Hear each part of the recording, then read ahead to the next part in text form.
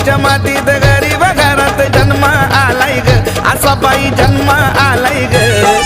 लिहून घटना भीमराव देशाचा मालक झालाय ग, लिहून घटना भीमराव देशाचा मालक झालाय ग, लिहून घटना भीमराव देशाचा मालक झालाय ग.